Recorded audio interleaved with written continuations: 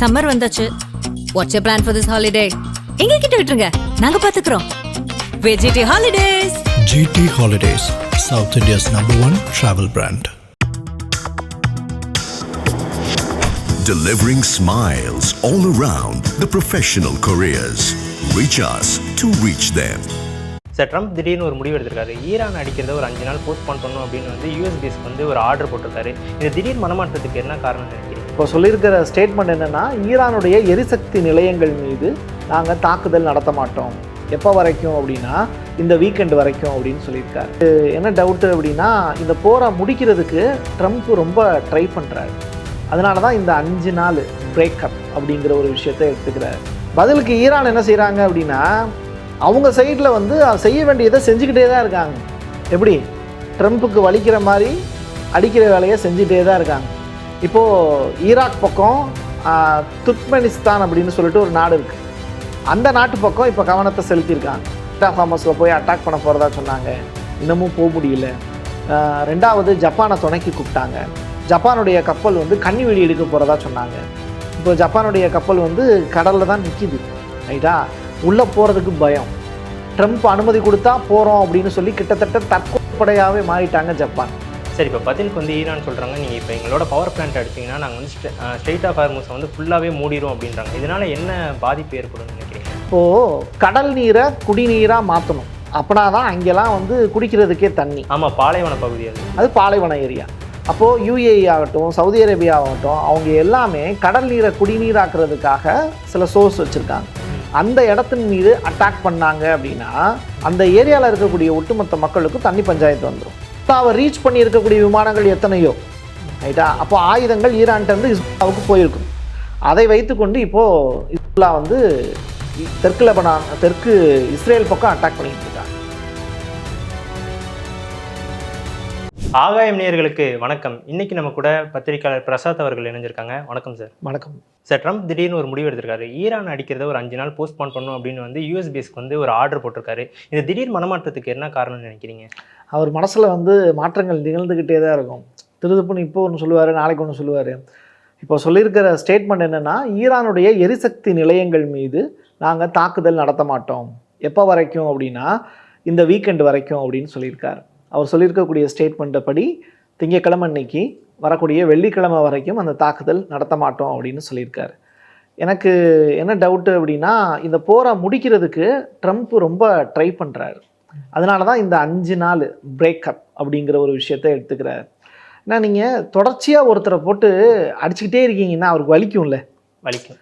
அப்போது அடி வாங்குறவன் என்ன சொல்லுவான், கொஞ்சம் கேப் விட்டு அடிங்க அப்படின்னு சொல்லுவான். கரெக்டாக இல்லையா? கரெக்ட். நீங்கள் வடிவேல் கூட வந்து பார்த்தீங்கன்னா வந்து ஒரு படத்துல எல்லாம் வரக்கூடிய காமெடி என்னென்னா, ஒரு குவார்ட்டரை ஊற்றி விட்டு அடித்தான், வழி தெரியாமல் வந்து அது நாகரிகமான விஷயம். நீ என்னடானா தொடர்ச்சியாக போட்டு அடிச்சுக்கிட்டே இருக்க அப்படின்னு சொல்லிட்டு, அந்த ஒரு கட்சி நாகரிகம் கூட தெரியாதா உனக்கு அப்படின்னு கேட்குற மாதிரி.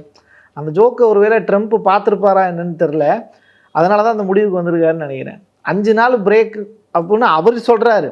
ஈரான் சைடில் இன்னும் சொல்லலை எதுவும். அதான் அதில் பியூட்டி. லாஸ்ட்டாக இப்போ நம்ம பேசிகிட்டு இருக்கிற நேரம் வரைக்கும் ஈரான் எதுவும் சொல்லலை. பதிலுக்கு ஈரான் என்ன செய்கிறாங்க அப்படின்னா, அவங்க சைடில் வந்து செய்ய வேண்டியதை செஞ்சுக்கிட்டே தான் இருக்காங்க. எப்படி ட்ரம்ப்புக்கு வலிக்கிற மாதிரி அடிக்கிற வேலையை செஞ்சுக்கிட்டே தான் இருக்காங்க. இப்போது ஈராக் பக்கம் துர்க்மெனிஸ்தான் அப்படின்னு சொல்லிட்டு ஒரு நாடு இருக்குது. அந்த நாட்டு பக்கம் இப்போ கவனத்தை செலுத்தியிருக்காங்க. அங்கே இருக்கக்கூடிய சில படைகள் இருக்குது, அவங்க மேலே அட்டாக்கை நடத்த ஆரம்பிச்சிருக்காங்க. இஸ்ரேல் எப்படி தேவையில்லாமல் லெபனான் மீது போர் தொடுக்கிறாங்களோ, அங்கே இருக்கக்கூடிய ஹிஸ்புல்லா வம்புழுக்கிறாங்களோ, அதே மாதிரி உனக்கு அங்கே வம்புழுக்கிறதுக்கு ஆள் இருக்குது அப்படின்னா எனக்கு ஈராக் பிரதேசத்தில் வேண்டப்படாத ஆளுங்கள்லாம் சில பேர் இருக்காங்க, அவங்க பக்கம் நான் போயிட்டு வரேன்னு சொல்லி ஈரானுடைய ஏவுகணைகள் இப்போ அதை நோக்கி பாஞ்சிக்கிட்டு இருக்கு. ட்ரம்ப் ஒரு விஷயம் ஒன்று சொல்லியிருந்தாரு, நீங்கள் இந்த போரை ஒன்றும் தொடர்த்துக்கிட்டே இருந்தீங்கன்னா வந்து நாங்கள் பவர் பிளான்ட்டை வந்து அடிப்போம் அப்படின்றாங்க. இது வந்து சரியானதான்னு நினைக்கிறீங்களா? தப்பு தான். என்ன பண்ணுறது, ஒரு முட்டா பயலுக்கு நம்ம எவ்வளோ தூரம் தான் சொல்லி புரிய வைக்கிறது. அப்படி உண்மையை பேச வேணாம் தான். உண்மையை பேசுறதுக்கு தான் நம்ம இருக்கோம் இல்லையா? தொடர்ச்சியாக வந்து பார்த்தீங்கன்னா நீங்கள் ட்ரம்ப்போட நடவடிக்கையெல்லாம் பார்த்தீங்கன்னா ரொம்ப அக்ரெசிவாக இருக்கும் அப்படின்னு சொல்லுவாங்க. ஆனால் இவரோட இப்போ லேட்டஸ்ட்டாக நடக்கக்கூடிய ஆக்டிவிட்டிலாம் பார்க்கும்போது அந்த மாதிரி தெரில. அவங்களுடைய மொத்தமாக சொல்லும் போது அவங்களுடைய ஆயுதங்கள் எல்லாமே பயனற்ற வகையில் போயிடுச்சு. ஸ்ட்ரெயிட் ஆஃப் ஹார்மஸில் போய் அட்டாக் பண்ண போகிறதா சொன்னாங்க, இன்னமும் போக முடியல. ரெண்டாவது ஜப்பானை துணைக்கு கூப்பிட்டாங்க. ஜப்பானுடைய கப்பல் வந்து கன்னி வெடி எடுக்க போகிறதா சொன்னாங்க. இப்போ ஜப்பானுடைய கப்பல் வந்து கடலில் தான் நிற்கிது, ரைட்டா? உள்ளே போகிறதுக்கு பயம். ட்ரம்ப் அனுமதி கொடுத்தா போகிறோம் அப்படின்னு சொல்லி கிட்டத்தட்ட தற்கொலைப்படையாகவே மாறிட்டாங்க ஜப்பான். யுஎஸ்எஸ் ட்ரிபோலின்னு ஒரு கப்பல் இருக்குது. அந்த கப்பல் வந்து அமெரிக்காவோடது. அது கடல்லையே தான் இருக்குது. ஆனால் சாகரத்துக்கு போகிறதுக்கு மட்டும் ஜப்பானுடைய கப்பலை அனுப்பிச்சி விட்றாங்க. அது தப்பு தானே? அப்போது நம்ம உண்மையை சொல்லணும்ல இந்த இடத்துல. அதைத்தான் நான் சொல்ல வரேன். ஜப்பானை வந்து இப்போது தற்கொலைப்படையாக மாற்றிட்டாங்க. இப்போது கன்னி வெடிகளை பூரா எடுத்துருவீங்களா அப்படின்னு ஒரு கொஸ்டினை வந்து கேட்குறாங்க ஜப்பான்கிட்ட. வேறு வழி இல்லை, நான் போய் தான் ஆகணுங்கிறாங்க. இன்னொரு பக்கம் என்ன அப்படின்னா, ஈரான் சைடில் சொல்லுது, வா வந்து பாருங்கிறாங்க. என்னுடைய கன்னி வெடிகளை எல்லாம் நீ அகற்றிப்பார். நான் வந்து கடலுக்குள்ளே மட்டும் அதை வச்சுருக்கேன்னு நினைக்காத, தரையிலையும் வச்சுருக்கேன். அதனால் நீ எங்கே கால் வச்சாலும் சாக போகிறது உறுதி, வந்து பாருங்கிறாங்க. Okay sir. சரி, இப்போ பதிலுக்கு வந்து ஈரான் சொல்கிறாங்க, நீங்கள் இப்போ எங்களோட பவர் பிளான்ட் அடிச்சிங்கன்னா நாங்கள் வந்து ஸ்ட்ரெயிட் ஆஃப் ஹார்மூஸை வந்து ஃபுல்லாகவே மூடிடும் அப்படின்றாங்க. இதனால் என்ன பாதிப்பு ஏற்படும்னு நினைக்கிறீங்க? மெரினா கடற்கரை இருக்குல்ல, நம்ம சின்ன பிள்ளைங்கள்லாம் சொல்லுவோம். சின்ன பிள்ளைங்கள்லாம் கூப்பிட்டு போனோம்னா ஒரு ஸ்டேட்மெண்ட் சொல்லுவோம், ஏய் கடற்கரைக்கு இன்றைக்கி லீவாப்பா அப்படின்னு. ஆமாம் தானே சொல்லுவோமா? அந்த மாதிரி ஸ்டேட்மெண்ட் கேள்விப்பட்டிருக்கீங்களா? பிள்ளைங்கள்லாம் ஓ கடலுக்கு வந்து அப்போ பூட்டு போட்டாங்க போல், அப்போ நம்ம போக முடியாது அப்படின்னு நினைப்பாங்க. ஆனால் உண்மையிலே கடலுக்கு யாராவது பூட்டு போட முடியுமா? அதையத்தான் ஈரான்னு சொல்கிறாங்க. யோ நான் மூடவே இல்லை, நீயா மூடிட்டேங்கிற. வர்ற கப்பலுக்கு பூரா போயிட்டு தான் இருக்குது, ரைட்டா? ரெண்டாவது வர்ற கப்பலுக்கு பூரா நான் $2 மில்லியன் வாங்குகிறேன். அது காசு கொடுத்து போயிட்டுருக்காங்க. காசு கொடுக்க வக்கு இருந்தால் வா, இல்லையா நீ வாட்டுக்கும் வேலையை பார்த்துட்டு போ. ரெண்டாவது அதில் அமெரிக்க கொடியோ இஸ்ரேலிய கொடியோ பறந்ததை நான் பார்த்தேன்னு வச்சுக்குவேன், அடி பின்னிடுவேன் அப்படிங்கிறாங்க. கொடி தான் பிரச்சனைங்க, ரைட்டா? மற்றபடி நீ யாருனாலும் உள்ளுக்குள்ளே இருந்துக்கோ, அதில் எனக்கு ப்ராப்ளமே இல்லை. அமெரிக்க கொடி பறக்கக்கூடிய கப்பல், இஸ்ரேலிய கொடி தாங்கி இருக்கக்கூடிய கப்பல், இந்த 2 நாடுகளை சார்ந்து இருக்கக்கூடிய நட்பு நாடுகளுடைய கப்பல் மீது தாக்குதல் நடத்துவோன்னு சொல்கிறாங்க.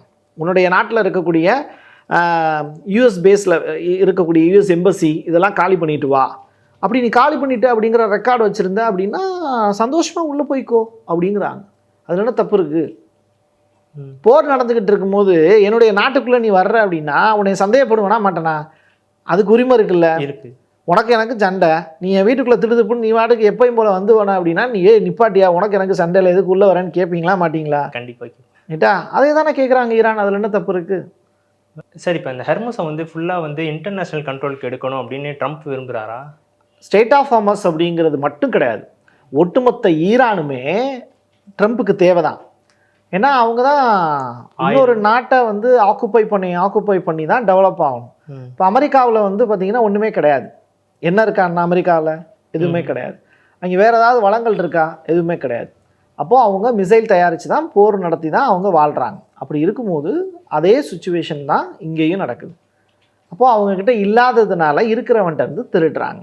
இதுதான் இங்கே நடக்கக்கூடிய விஷயம். இன்னொரு புறம் என்னென்னா, தொடர்ச்சியாக கார்க் அப்படின்னு சொல்லிட்டு ஒரு ஏரியா இருக்குது, அதுவும் ஐலாண்டு, அதையும் திருடுறதுக்கான வேலையை அமெரிக்கா ட்ரை பண்ணுறாங்க. சரி, இப்போ ஈரான் சொல்கிறாங்க, இப்போ ஈரானை நீங்கள் அடிச்சிங்கன்னா நான் வந்து யூஏஇயில் உள்ள தண்ணி வளங்களெல்லாம் நான் வந்து காலி பண்ணிடுவேன் அப்படின்றாங்க. அப்படி பண்ணால் யூஏஇயால் தாக்கு பிடிக்க முடியும்னு நினைக்கிறீங்களா? நிச்சயமாக. இப்போது கடல் நீரை குடிநீராக மாற்றணும். அப்படின்னா தான் அங்கெல்லாம் வந்து குடிக்கிறதுக்கே தண்ணி. ஆமாம், பாலைவன பகுதி அது பாலைவன ஏரியா. அப்போது யூஏஇ ஆகட்டும், சவுதி அரேபியா ஆகட்டும், அவங்க எல்லாமே கடல் நீரை குடிநீராக்குறதுக்காக சில சோர்ஸ் வச்சுருக்காங்க.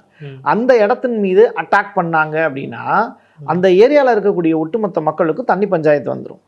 சரியா? இதை வச்சு ஈரான் வந்து என்ன பண்ணுறாங்க, மிரட்டுறாங்க. ஆயிலை அடிச்சிடுவோம் அப்படின்னு சொன்னால் கூட அவங்களுக்கு அது பிரச்சனையே கிடையாது. ஆயில் எப்படி இருந்தாலும் பூமிக்கு அடியில் இருக்குது, எப்போனாலும் எடுத்து சம்பாரிச்சிக்கலாம். குடிக்கிறதுக்கான தண்ணியை கட் பண்ணிடுவேன்னு சொல்கிறாங்க பாருங்க, அந்த இடத்துல தான் உங்களுக்கு பிரச்சனை வருது. அப்போ அதை பார்த்து பயப்படுறாங்க. Okay sir. ஈரான் வந்து ஒரு புதிய பரிசோதனை ஒன்று பண்ணியிருக்காங்க. இப்போ அவங்களோட மிசைல் 2000 கிலோமீட்டர் அப்படின்னு தான் வந்து ஒரு கணக்கு இருந்துச்சு. இப்போ வந்து 4000 கிலோமீட்டர் வரையும் போய் தாக்குற அளவு வந்து ஒரு மிசைலை கண்டுபிடிச்சிருக்காங்க அப்படின்னு சொல்கிறாங்க. இது வந்து யூரோப்பியன் கண்ட்ரி வரையும் இது வந்து செல்லும் அப்படின்னு ஒரு சூழ்நிலை வந்திருக்கு. இது எப்படி பார்க்குறீங்க நீங்கள்? இப்போது நீங்கள் சொல்கிறக்கூடிய இடம் வந்து டியாகோ கார்ஜியா அப்படின்னு சொல்லிட்டு இங்கிலாண்டரோட கண்ட்ரோலில் இருக்கக்கூடிய ஒரு பிளேஸ். அதை வந்து அமெரிக்கா வந்து ஆக்குப்பை பண்ணி வச்சுருக்காங்க. ஆக்குப்பைனா என்ன? குத்தகைக்கு எடுக்கிறாங்க.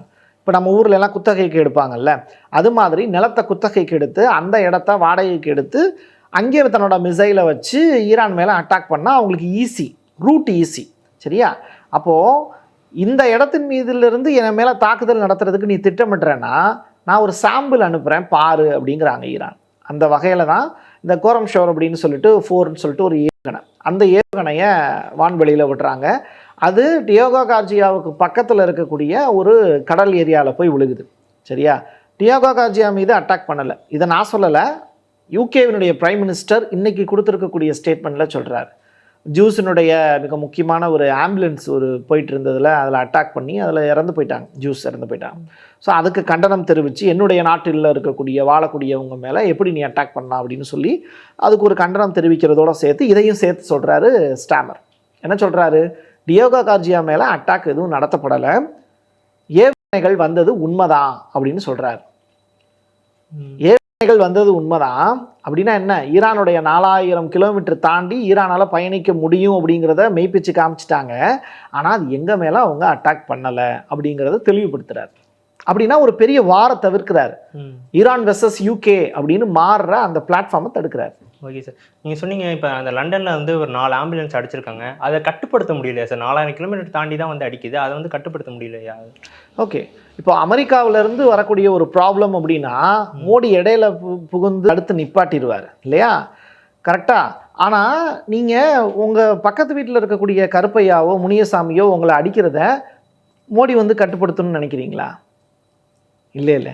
அது மாதிரி தான் யூகேல என்ன நடக்குதுன்னா லோக்கல் பாலிடிக்ஸ், அங்கே இருக்கக்கூடிய மக்களுக்குள்ளேயே மோதல்கள் இருக்குது.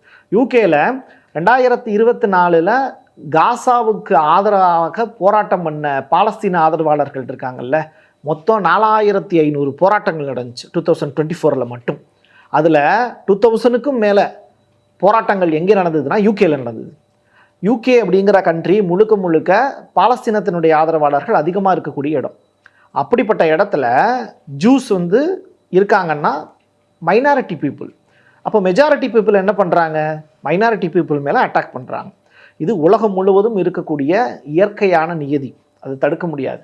பட் அதே சிறுபான்மையின கூட்டம் வந்து அந்த பெரும்பான்மையினர் கூட்டத்தை எதுக்கிறதுக்கு என்ன ஆயுதத்தை வேணாலும் கையில் எடுப்பாங்க. அது அறிவாக இருக்கலாம், இல்லை அறிவு சார்ந்த ஆயுதமாக இருக்கலாம், இல்லை அடிதடியாக இருக்கலாம்.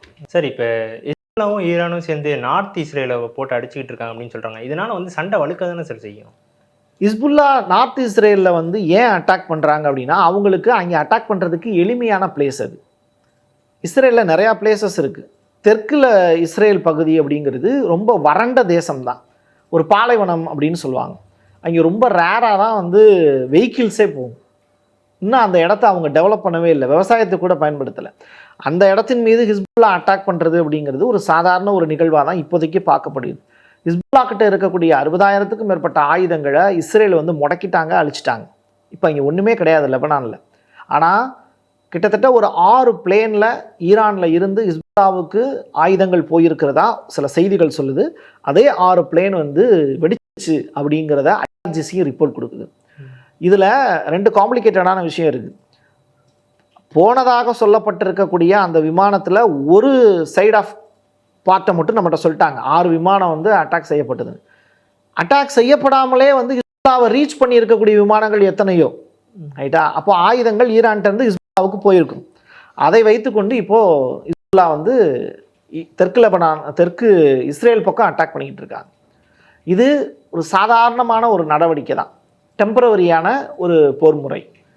ஹிஸ்புல்லாவில் இருக்கக்கூடிய வீரர்கள் எல்லாமே இங்கேருந்து நீங்கள் லான்ச் பண்ணி ஒரு மிசைலை வந்து அட்டாக் பண்ணுறதுக்கு பதிலாக, மிஷின் மூலிமா பண்ணுறதுக்கு பதிலாக கையிலேயே வந்து பெரிய பெரிய ஆயுதங்களை சுமந்துக்கிட்டு வரக்கூடிய மிசைலை வந்து துல்லியமாக அட்டாக் பண்ணுவாங்க வானத்தில். அந்த அளவுக்கு வந்து கிளவரான பயிற்சி வந்து அவங்களுக்கு கொடுக்கப்பட்டிருக்கு. ஏன்னா அவங்கக்கிட்ட இருக்கக்கூடிய ஆயுதங்கள் கம்மி, அப்போ பயிற்சி அதிகமாக எடுத்திருப்பாங்க.